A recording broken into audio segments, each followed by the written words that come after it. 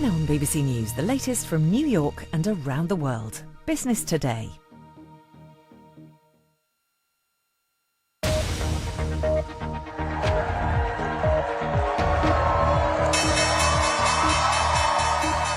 Live from New York at the opening bell, this is Business Today, where Wall Street has opened lower as the U.S. and China re-escalate the trade war.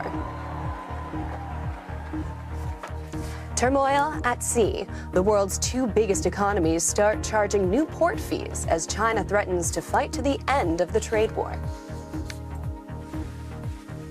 Rare earths are central to the U.S.-China spat. We hear from the American company, which claims to have a homegrown solution to the technology sector's needs. And growth downgrade. The IMF warns over the impact of U.S. tariffs on the global economy. Hello and welcome to Business Today, live from New York. I'm Erin Delmore. Now, those trade tensions between the U.S. and China are giving pause for thought for investors on Wall Street. All indices have opened in the red. Defense stocks in Europe have fallen sharply as China announces restrictions on the export of rare earth metals. We'll have more on that in a moment. Meanwhile, it's a better story for investment banking giants JP Morgan Chase and Goldman Sachs, who have both beaten analyst expectations in the third quarter. That's thanks to a return to deal-making. So to discuss, we have with us Stash Graham, Chief Investment Officer at Graham Capital Wealth Management. Stash, thank you for being here. I'll start by asking you, there's a rough backdrop generally in the markets, but banks are kicking off their earnings season on a high note. Is that enough to lift the wider markets? Hi, Erin. So for the most part, and I would certainly say for any developed economy, having a healthy banking system is certainly a good foundation to have broader earnings growth. As you mentioned, banks this morning have reported top and bottom line beats for basically across the board. The environment right now for banks is very constructive. Certainly, if we get multiple Federal Reserve rate cuts in the coming future, that's going to help with their funding costs. The long end of the yield curve right now continues to maintain a slightly elevated level, at least compared to, say, the last 5 or 6 years. And so the widening of the spread has made it an advantageous environment for banks to improve profitability. All right. Now, we can't ignore a big story going on in Washington here. How big a risk is the ongoing U.S. government shutdown? And we're reaching this critical inflection point in terms of the government shutdown and its ramifications in the broader economy. Looking at history, and there have been multiple prior periods of government shutdowns, you tend to start seeing the market and the yield curve start to have a negative bias towards risk assets when you start to get to that 2 to 3 week period. That's largely because people start missing paychecks. Now, we know some of that dynamic has been mitigated with recent announcements from the White House that the military will be funded, but you do have a host of agencies where government employees will not receive paychecks, and that dynamic does raise the risk that you could see a negative impact in the very, very near term on the economy, as consumption could possibly be pressured if, say, your average government employee doesn't have necessarily a robust savings to borrow on to consume goods. All right. Well, we will be keeping our eye on it, and we will have you back for more. Thanks very much, Stash Graham. There are warning signs that Donald Trump's tariff regime will start to have an impact on the global economy. Now, that's according to the International Monetary Fund's World Economic Outlook, which was released in just the past 30 minutes. The report also draws attention to the risks from a weakened dollar, questions about the independence of the U.S. Federal Reserve, as well as sky-high valuations of U.S. tech companies. In the U.S., tariff costs, which had been absorbed by exporters and retailers, are now feeding into higher goods prices. So let's go live to the IMF and World Bank annual meeting in Washington, D.C., where my colleague Michelle Fleury is standing by for us. Michelle, tell us what stands out to you in this report. Yeah, well, let's start out with the good news, right? Which is that The economy is growing globally. They're forecasting about 3.2% this year. For the United States, 2%. For Germany, 0.2%. France, 0.7%. China, 4.8%. But here's the rub. They are still very much concerned about the impact of trade policies, of immigration policies, and the ripple effect that could have on growth going forward. So on the one hand, things aren't as bad as perhaps everyone thought they might be back in April when we saw that Liberation Day event and tariffs were first unveiled. In the event, the tariffs weren't as high and the impact globally wasn't as bad.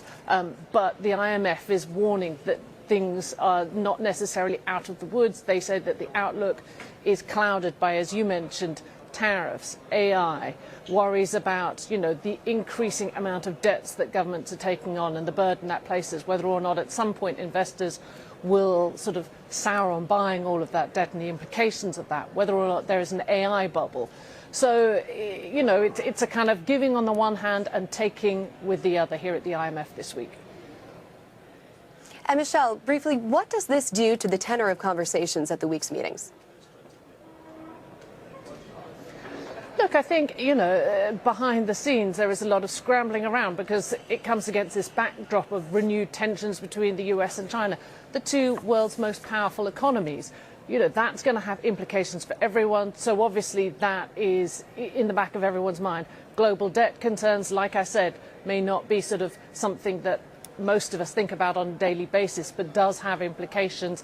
And obviously that will be front and centre at the White House today when the leader of Argentina visits the US. Of course, the US just giving a lifeline to help that country out. All right, Michelle Fleury, thank you very much. We'll see you again tomorrow. Now, Michelle, led us right to our next story. We'll delve more into the renewed prospect of a trade war between the world's two biggest economies, the U.S. and China. The latest salvo from Beijing, new fees on U.S. ships arriving in Chinese ports that have come into effect today. Tensions have been rising since Beijing announced last week that it was restricting the export of rare earth metals used in electronic components. So in response, Donald Trump threatened an additional 100% tariff on Chinese imports into the U.S. He accused Beijing of holding the world captive over access to rare earths.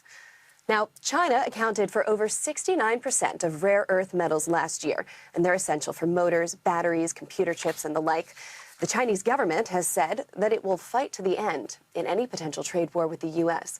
But the Commerce Ministry says communication with U.S. officials is ongoing. So for more on this, we're speaking to Ryan Majuris. He's a partner in international trade at the law firm King & Spalding. Now, we see tensions flaring up and then that tempering language at the end. A lot of this trade war this year has felt like one step forward and two steps back.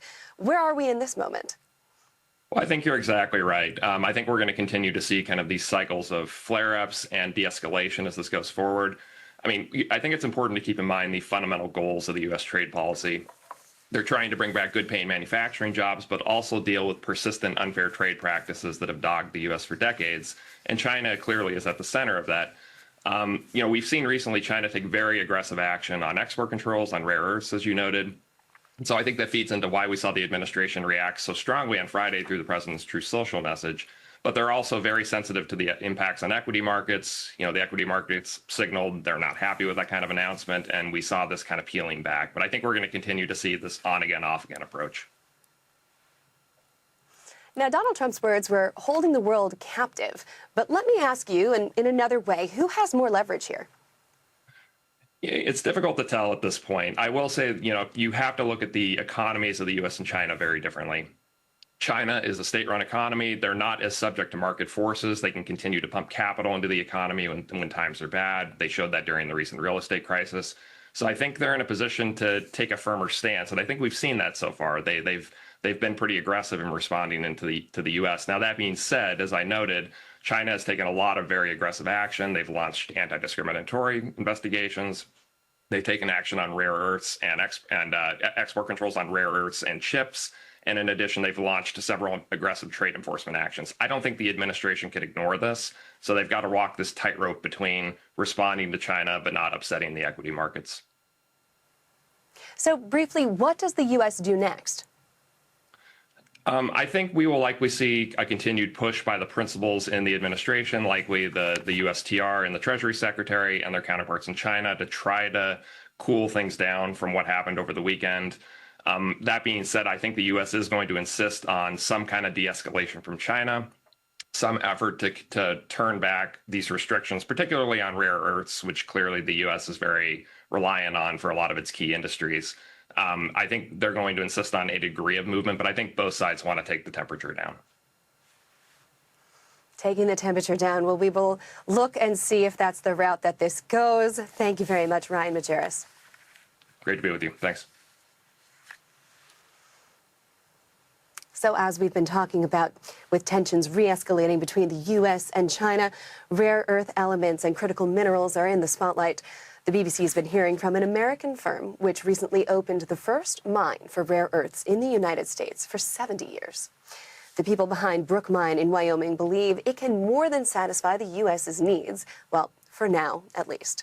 Randall Atkins, chief executive of Ramaco Resources, told the BBC's David Waddell about the project. The mine was originally a thermal coal mine, which goes back over 100 years. Thermal coal is used for power combustion. We decided we couldn't make a go of it for its traditional use, so we began to explore alternative uses for coal.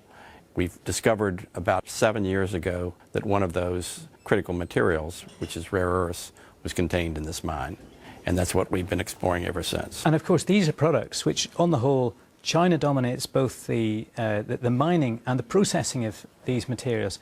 You're looking at mining some of this material and also processing it. What would that mean? We are going to do both because it's very interesting that it's contained in coal. Most rare earths are found in hard minerals. Because of that, they're not only harder to mine because of the composition, but they contain radioactive tailings. That's the reason why most are shipped to China to process.